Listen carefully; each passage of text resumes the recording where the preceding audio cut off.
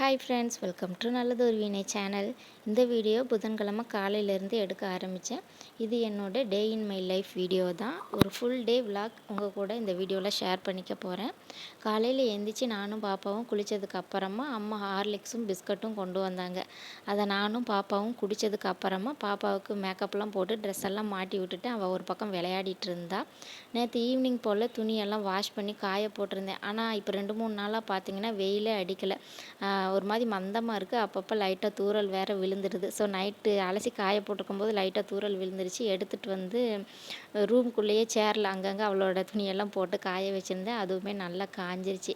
அதுக்கப்புறமா கீழே போகிறதுக்கு முன்னாடி அந்த துணியெல்லாம் எடுத்து மடித்து வச்சிடலாம் அப்படின்னா அதுதான் எடுத்து மடித்து வச்சுக்கிட்டு இருக்கேன்.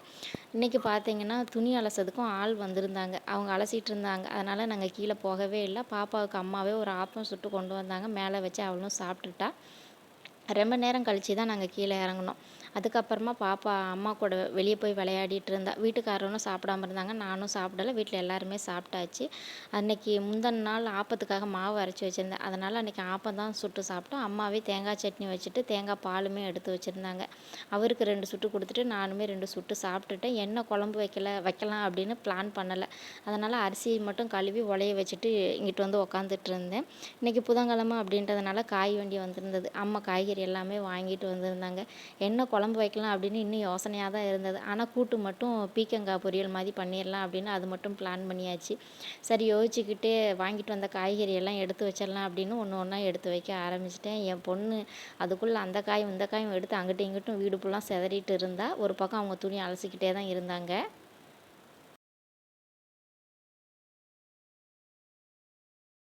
காய்கறி எல்லாம் தனித்தனியாக பிரித்து ஒரு கவரில் போட்டு ஒரு ட்ரேயில் வச்சு ஃப்ரிட்ஜில் வச்சுட்டேன். தக்காளி விலை இப்போ ஜாஸ்தி இல்லையா, ஒரு வாரமாக தக்காளி கூடையில் 2-3 தக்காளி தான் இருந்தது. இன்றைக்கி அம்மா தக்காளியுமே வாங்கிட்டு வந்தாங்க. அதையுமே கூடையில் போட்டுட்டு பழைய தக்காளியை மேலாப்பில் போட்டு அதையுமே எடுத்து வச்சுட்டேன். காய்கறி எடுத்து வச்சதுக்கப்புறமா அந்த இடத்துல தூசியாக இருந்தது. அதையுமே லைட்டாக பெருக்கி விட்டுட்டேன். அதுக்கப்புறமா அவங்க துணியெல்லாம் வாஷ் பண்ணிவிட்டு துணியை காய போட்டுட்டு கிடந்த பாத்திரத்தையுமே வாஷ் பண்ணி வச்சுட்டு போயிட்டாங்க. அதுக்கப்புறமா பாப்பாவுக்காக முட்டை வேக வச்சுட்டேன். இன்றைக்கி குழம்பு கடைசியாக முடிவு பண்ணியாச்சு.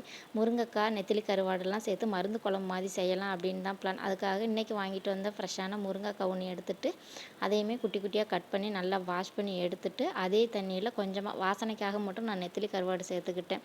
கருவாடு சேர்க்காமையும் பண்ணலாம். ஆனால் எனக்கு இந்த குழம்பு கருவாடு சேர்த்தா தான் ரொம்ப ரொம்ப பிடிக்கும். அது ஸ்மெல்லே தனி வேறு லெவலில் இருக்கும்.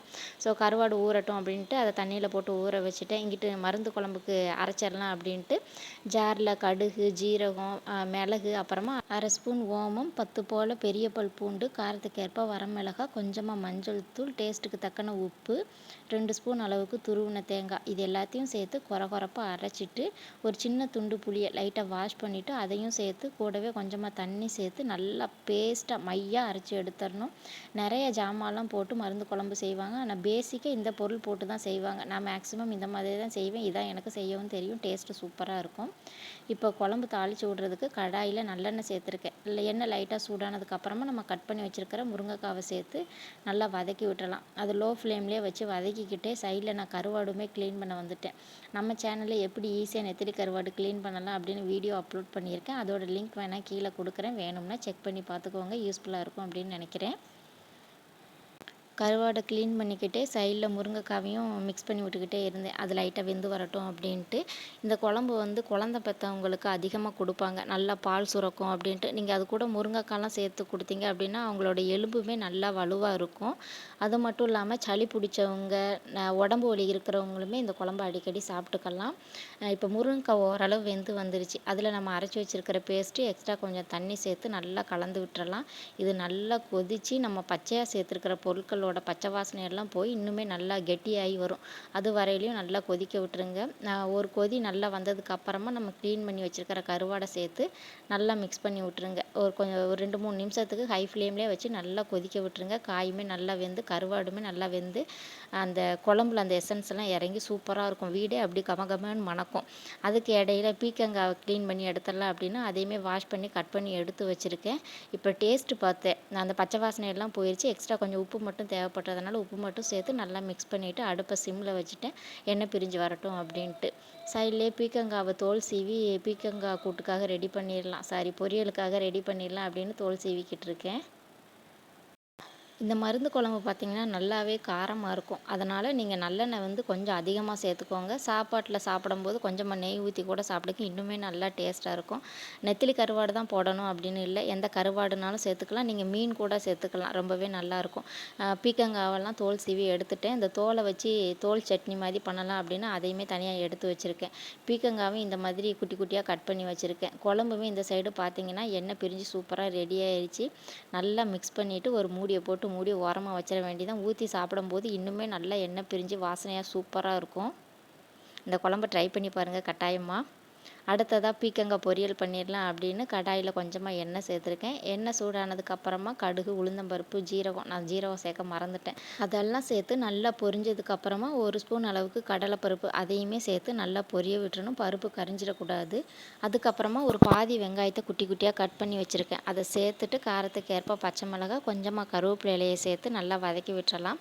வெங்காயம் கண்ணாடி பதம் வந்ததும் நம்ம கட் பண்ணி வச்சுருக்கிற பீக்கங்காய் இருக்கு இல்லையா, அதை சேர்த்து நல்லா ஹை ஃப்ளேம்லேயே கலந்து விட்டுறலாம். பீக்கங்காவை வதக்கும்போது தண்ணி எதுவுமே சேர்க்க வேண்டாம். இது தண்ணிக்காய் அப்படின்றதுனால அந்த காய் விடுற தண்ணியில் நம்ம சேர்த்துருக்கக்கூடிய எண்ணெயிலேயே சூப்பராக வதங்கி வந்துடும். ஒரு பாதி அளவு வெந்து வந்ததுக்கப்புறமா அடுப்பை மீடியம் ஃப்ளேமில் வச்சுட்டு காய்க்கு தேவையான அளவு உப்பும் சேர்த்து நல்லா கலந்து விட்டுற வேண்டியதான்.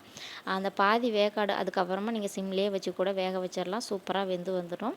காய் நல்லா வெந்து வந்ததுக்கப்புறமா இதில் கொஞ்சம் எக்ஸ்ட்ராவே தேங்காய் பூ சேர்த்து அடுப்பை ஹை ஃப்ளேமில் வச்சு நல்லா கலந்துட்டு ஸ்டவ் ஆஃப் பண்ணிட்டீங்கன்னா பீக்கங்காய் பொரியல் சூப்பராக ரெடி ஆயிரும்.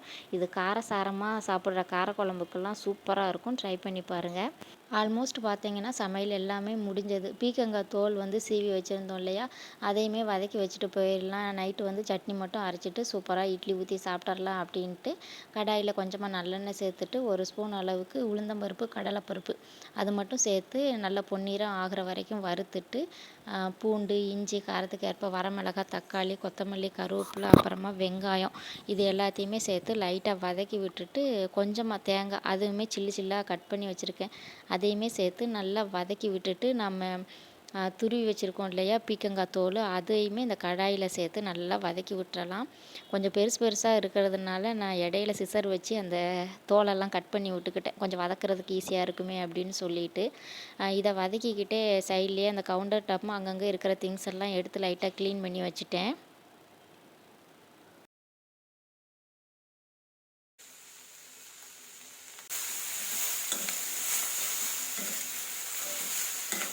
காய் ஒரு பாதி அளவு வெந்து வந்ததுக்கப்புறமா அடுப்பை சிம்மில் வச்சுட்டு ஏற்கனவே விளக்கி வச்சுருந்த பாத்திரம் எல்லாம் காஞ்சிருந்தது, அதை எடுத்து வைக்க வேண்டிய இடத்துல வச்சுட்டு நம்ம இப்போ யூஸ் பண்ண பாத்திரம் எல்லாம் சிங்கில் கிடந்தது, அதையுமே விளக்கி எடுத்துடலாம் அப்படின்னு அதை தான் விளக்கிட்டு இருக்கேன்.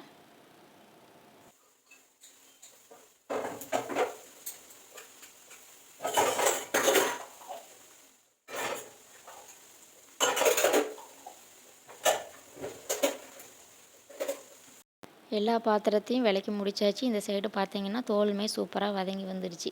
ஒரு தடவை நல்லா மிக்ஸ் பண்ணிவிட்டு ஒரு மூடியை போட்டு மூடி ஆற வச்சிட்டேன். ஈவினிங் வந்து சட்னி அரைச்சிக்கலாம் அப்படின்ட்டு. டைம் ஆயிடுச்சு, பாப்பாவுக்கு சாப்பாடு ஊட்டிடலாமே அப்படின்னு அவளுக்காக வேக வச்ச முட்டையை தான் ஒன்று உரிச்சிட்ருக்கேன். இப்போ பார்த்தீங்கன்னா பாப்பா நாங்கள் சாப்பிட்ற சாப்பாடை மேக்ஸிமம் சாப்பிட ஆரம்பிச்சிட்டா. காரக்குழம்பு, புளிக்குழம்பு, அப்புறமா இந்த மாதிரி கறி குழம்பு எல்லாமே சாப்பிட ஆரம்பிச்சிட்டா. இப்போ பாப்பாவுக்காக கொஞ்சமாக சாதம் ஊற்றிட்டு அதில் நம்ம செஞ்ச மருந்து குழம்பு அதையுமே கொஞ்சமாக ஊற்றிட்டு, கொஞ்சம் காரமாக இருக்கும் அதனால் கம்மியாக தான் ஊற்றிருக்கேன். இது கூட கொஞ்சமாக நெய் ஊற்றி பிசைஞ்சு அவளுக்கு ஊட்டிட வேண்டிதான். பாப்பா சாப்பிடும்போது ஒரு சின்ன வாய் எடுத்து நான் சாப்பிடுவேன், அது அவ்வளோ ஒரு டேஸ்ட்டாக இருக்கும். அவள் சாப்பிட்டுட்டு கொடுக்குற முட்டை கூட எனக்கு அவ்வளோ டேஸ்ட்டாக இருக்கும். அவள் சாப்பிட்றத பார்த்துட்டு எனக்கும் சாப்பிடணும்னு டெம்ப்ட் ஆகும். அதே மாதிரி நான் எனக்குன்னு செஞ்சு சாப்பிட்டா அவ்வளோ ஒன்றும் டேஸ்ட் இருக்காது, அது என்னன்னே தெரில. ஸோ சாப்பாடெலாம் ஊட்டி கொஞ்சம் நேரம் விளையாட வச்சுட்டு பாப்பாவுமே தொட்டிலில் போட்டு தூங்க வச்சுட்டு அதுக்கப்புறமா தான் நான் சாப்பிட்டுட்டு ரூமில் போய் கொஞ்சம் நேரம் படுக்கலாம் அப்படின்னு நினச்சேன். வெளியே பார்த்தீங்கன்னா லேசாக தூறல் விழ ஆரம்பிச்சிருச்சு. துணியெல்லாம் மேலே காய போட்டிருந்தோம் இல்லையா, ஸோ அதெல்லாம் அவசரமாக போய் எடுக்க ஆரம்பித்தேன். அவர் பார்த்தீங்கன்னா ஒரு துணியில் 4-5 கிளிப்பு மாட்டி வச்சுருந்தாங்க. காற்று வேறு பயங்கரமாக அடிச்சிட்டு இருந்ததா துணியெல்லாம் சொலண்டு ஒரு மாதிரியாக கிடந்தது. எனக்கு துணியெல்லாம் எடுத்துகிட்டு கீழே வரக்குள்ளே பயங்கர டென்ஷன் ஆயிடுச்சு. ஸோ போய் எல்லா துணியும் எடுத்துட்டு கீழே வந்துட்டேன். ஒரு 2 தடவை மேலே ஏறி இறங்குனேன். பாதி துணி காஞ்சிருந்தது, பாதி காயாமல் இருந்தது. காஞ்சது காயாதெல்லாம் தனித்தனியாக பிரித்து வச்சுட்டு நல்லா காஞ்ச துணியை மட்டும் மடித்து வச்சுட்டேன். காயாத துணியை ரூம்குள்ளேயே இந்த மாதிரி இருக்கும், அதில் காய போட்டுட்டு எனக்கு பச்சை வேர்க்கடலை சாப்பிட ரொம்ப பிடிக்கும். அது அம்மா கொண்டு வந்திருந்தாங்க. அதையுமே 2 வாய் எடுத்து வாயில் போட்டுட்டு உள்ளே ரூம்குள்ளே போயிருந்தேன். துணியவும் காய போட்டுட்டு ஃபேன் லைட்லாம் எதுவும் ஆஃப் பண்ணலை. துணி அந்த ஈரப்பதம்லாம் போகட்டும் அப்படின்னு சொல்லிட்டு ரூம்குள்ளே வந்துட்டு மேடமும் அப்படியே உலட்ட ஆரம்பிச்சிட்டாங்க. அவங்கள ஆட்டி விட்டுட்டு ஒரு 10 நிமிஷம் தான் படுத்திருப்பேன். என் வீட்டுக்காரர் வந்து இந்த உனக்கு ஒரு டெலிவரி வந்திருக்கு அப்படின்னு அதை கொடுத்தாங்க. மீஷோவில் ஆர்டர் போட்டிருந்தேன். இந்த ஆயில் பாட்டில் பார்த்ததுமே ரொம்ப பிடிச்சிருந்தது. இதை வாங்கணும் கடையெல்லாம் தேடி தேடி அலைஞ்சு எங்கேயுமே கிடைக்கல. ஃபைனலாக இங்கே பார்த்தோன்னே சட்டுன்னு ஆர்டர் போட்டாச்சு. ஆனால் வந்ததுக்கப்புறம் திறந்து பார்த்தா கொஞ்சம் பெருசாக இருந்தது. நான் வந்து குட்டியாக இருக்கும் அந்த மாதிரி எக்ஸெப்ட் பண்ணி இதை ஆர்டர் போட்டிருந்தேன். கொஞ்சம் பெருசாகவே இருந்தது. சரி அப்படின்னு சொல்லிட்டு அதையும் திறந்து பார்த்துட்டு டப்பாக்குள்ளே வச்சுட்டு மறுபடியுமே உள்ளே வந்து கொஞ்சம் நேரம் படுத்திருந்தேன். அதுக்கப்புறம் ஒரு 5:30 கிட்ட பாப்பா எந்திரிச்சிட்டா. எந்திரிச்சதுமே அவள் கூட கொஞ்சம் நேரம் விளையாடிட்டு இருந்தேன். நம்ம மடித்து வச்சுருந்த துணியெல்லாம் எடுத்து வச்சிடலாம் அப்படின்ட்டு வெளியே வந்து பாப்பா உட்காந்து எங்களோட கல்யாண வீடியோ அதை பெட்டோட நுனியில் உட்காந்து காலை தொங்க போட்டு பார்த்துட்டு இருந்தா. நான் துணி எல்லாமே எடுத்து வச்சிட்டு இருந்தேன். பால் வந்ததுக்கப்புறமா அம்மா ஹார்லிக்ஸ் ஆற்றிட்டு கொஞ்சம் மிக்சரும் கொண்டு வந்தாங்க.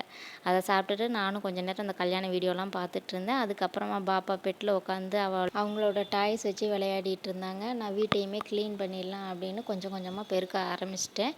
ஒரு கண் அவளை பார்த்துக்கிட்டே தான் வேலையை பார்க்கணும், இல்லை நம்ம முழுசாக வேலையை பார்த்துக்கிட்டோன்னா அவள் என்கிட்ட ஏதாவது சேட்டை செய்ய ஆரம்பிச்சிருவா. வீட்டெல்லாம் நல்லா பெருக்கிட்டு வாசனைக்காக 2 ஊதுபத்தியுமே கொளுத்தி ஏற்றி வச்சுட்டு நானும் பாப்பாவும் கீழே இறங்கியாச்சு.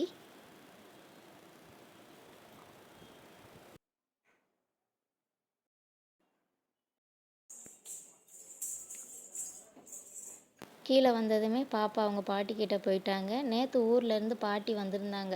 வரும்போது அவங்க மரத்துலேயே காய்ச்ச எலுமிச்சம்பழம் கொண்டு வந்திருந்தாங்க. நல்ல பெருசு பெருசாக புளிப்பாக சூப்பராக இருந்தது. அதில் ஊறுகாய் போட்டு வைக்கலாமே அப்படின்னு அதை கட் பண்ணி உப்பில் ஊற வச்சுருக்கேன். நான் கிச்சனுக்கு வரும்போதெல்லாம் அதை ஒரு தடவை நல்லா கலந்து விட்டுருவேன். இன்றைக்கி வெயிலே அடிக்கலை. மாவுமே வெளியே எடுத்து வச்சுருந்தேன். புளிச்சிருக்கா என்னென்னு அதையுமே ஒரு தடவை திறந்து பார்த்துக்கிட்டே நல்லாவே புளிச்சு வந்திருந்தது. சட்னி அரைக்கலாமே அப்படின்னு நம்ம வதக்கி வச்சுட்டு போயிருந்த பீக்கங்காய் தோலை திறந்து பார்த்தேன். பாதி இதை காணும். என்னன்னு அம்மாட்ட கேட்டால் ஏதோ கூட்டுன்னு நினச்சி நான் அப்பாவுக்கும் தம்பிக்கும் வச்சு கொடுத்துட்டேன் பாப்பா, அவங்களும் சாப்பிட்டுட்டாங்க அப்படின்னு சொன்னாங்க. பீக்கங்காய் தோலெல்லாம் சாப்பிடல. அதில் இருந்த பருப்பு தேங்காய் அதெல்லாம் சாப்பிட்றதுக்கு டேஸ்ட்டாக இருந்திருக்கும் போல் அதை மட்டும் சாப்பிட்ருந்துருக்காங்க. ஸோ நான் மீதி இருந்த பீக்கங்காயை மட்டும் ஜாரில் சேர்த்துட்டு எக்ஸ்ட்ரா கொஞ்சம் காரத்தூள் உப்பு மட்டும் சேர்த்து நல்லா அரைச்சி எடுத்துட்டு கடுகு உளுந்தம்பருப்பு கருவேப்பிலெல்லாம் சேர்த்து தாளிப்பும் கொடுத்துட்டேன். அம்மா வந்து காஃபி தூள் டப்பா காலியாக இருந்தது, அதை விளக்கி வச்சுருந்தாங்க. நல்லா காஞ்சதுக்கு அப்புறமா அதுலேயுமே காஃபி தூளை கொட்டி ஓரமாக வச்சுட்டேன். ஏதாவது ஸ்வீட்டாக சாப்பிட்ணும் போல் தோணுச்சு. மாம்பழம் சாப்பிட்லாம் அப்படின்னு பார்த்தா அது சரியாக பழுக்காமல் இருந்தது. அதனால் ஃப்ரிட்ஜில் ஆரஞ்சு பழம் இருந்தது. அதை ஒன்று எடுத்துகிட்டு வந்தேன். ஒரு பழம் அழுகி போயிடுச்சு. அதை எடுத்து டஸ்ட்பினில் போட்டுட்டு ஒன்றை மட்டும் ஜூஸ் மாதிரி போட்டு அப்படியே டப்பாவோட குடிக்க ஆரம்பிச்சிட்டேன். வேறு எதுலையாவது மாற்றினா அதையும் கழுவணும் அப்படின்னு சொல்லிட்டு. மதியம் லஞ்சுக்கு வெண்டைக்காவும் கொண்டக்கடலையும் சேர்த்து பச்சடி பண்ணலாம் அப்படின்னா அதுக்குமே கொண்டக்கடலையை தனியாக எடுத்து வச்சுட்டு மீதி இருந்த கொண்டக்கடலையை டப்பாவில் போட்டு மூடி செல்ஃபில் வச்சுட்டேன். சரி கொஞ்சம் நேரம் வேலை இல்லை, டிவி பார்க்கலாம் அப்படின்னு வந்தேன். வரும்போதே சூப்பராக யுவன் சாங்ஸாக ஓடிட்டு இருந்தது. ஒரு 1/2 மணி நேரம் ஓடுனது. அந்த ஜூஸை குடிச்சிக்கிட்டே அந்த பாட்டை பார்த்துக்கிட்டே இருந்தேன். அதுக்கப்புறமா அப்பாவுமே வெளியில் போயிட்டு வந்திருந்தாங்க. வாழைப்பழம் வாங்கிட்டு வந்திருந்தாங்க. அதை சாப்பிட்டுட்டு கொஞ்சம் நேரம் உட்காந்துட்டு அதுக்கப்புறமா இட்லி ஊற்றி வச்சிடலாம் அப்படின்னு இட்லி ஊற்ற ஆரம்பிச்சிட்டேன். நானும் பாப்பாவும் மதியம் உள்ள சாதமும் மருந்து குழம்பும் மிச்சம் இருந்தது, அதையே சாப்பிட்டுக்கிட்டோம். ஸோ இப்படி தான் அன்றைக்கி எனக்கு டே போனது. இந்த வீடியோ உங்களுக்கு பிடிச்சிருக்கா அப்படின்னு சொல்லுங்கள். வீடியோ பிடிச்சதுன்னா லைக் பண்ணுங்கள், ஷேர் பண்ணுங்கள். மறக்காமல் நல்லதொரு வீணை சேனலுக்கு சப்ஸ்கிரைப் பண்ணி தொடர்ந்து எனக்கு சப்போர்ட் பண்ணுங்கள். வீடியோ இவ்வளோ நேரம் பொறுமையாக பார்த்ததுக்கு ரொம்ப ரொம்ப நன்றி.